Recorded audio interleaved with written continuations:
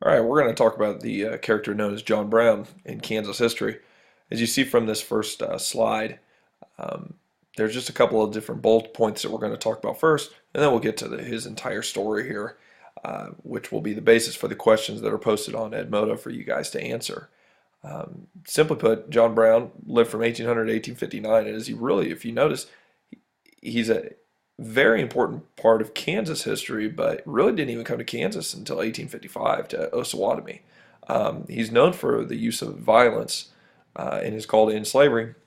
And as we have discussed, and we will discuss, he's called both a hero and a villain. It's in this very pivotal era of what is known as Bleeding Kansas where this takes place. And we'll get to how he's hanged and this portrayal of him overall. But let's start back at the very beginning and let's talk about exactly who John Brown really was. John Brown was born in Torrington, Connecticut on May 9th, 1800, the fourth of 8 children. In 1805, the family moved to Ohio, where he hoped to become a Congregationalist minister. So Brown proclaimed his support of the anti-slavery cause in 1837, some 30 years later. Brown moved his family in 1846 to Springfield, Massachusetts, where an abolitionist movement was underway. As a parishioner at Free Church, he saw lectures by African-American abolitionist Frederick Douglass and Sojourner Truth. In response to the Fugitive Slave Act of 1850, Brown established a militant group to prevent the capture of those who were attempting to escape from slavery. In 1848, just prior to that, he moved his family to North Elba, New York, where land grants were offered to African Americans. Brown's sons had settled in Kansas Territory, and by 1855, they had been reporting to him their encounters with pro-slavery supporters.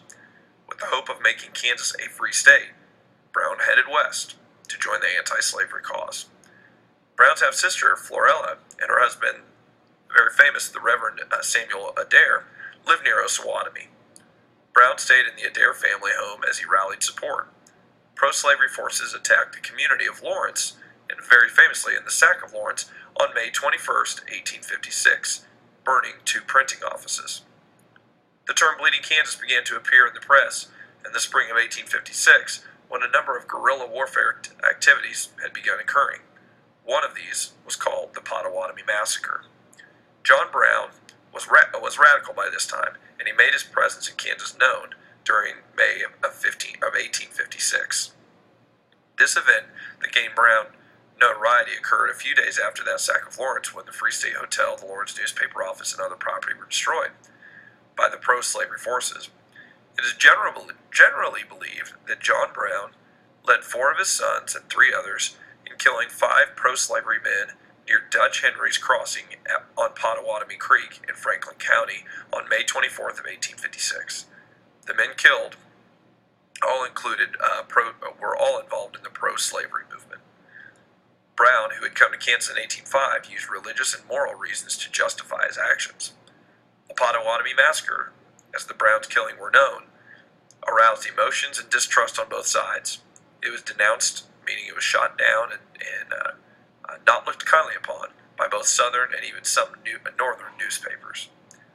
Brown had also taken part in the Battle of Blackjack on June 2nd of 1856 and led Free Staters in defending the town of Osawatomie from pro-slavery attacks in August of 1856. That fall he left Kansas to raise funds for the abolitionist cause.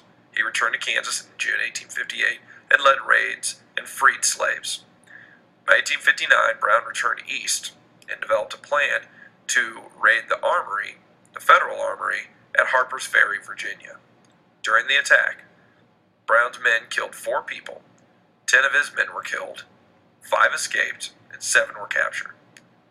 Brown was caught and was tried for treason and executed by hanging in Charlestown, West Virginia, December 2nd of 1859. One of the most striking memorials to Brown is the John Steuart Curry mural, Tragic Prelude, in the Kansas state capitol.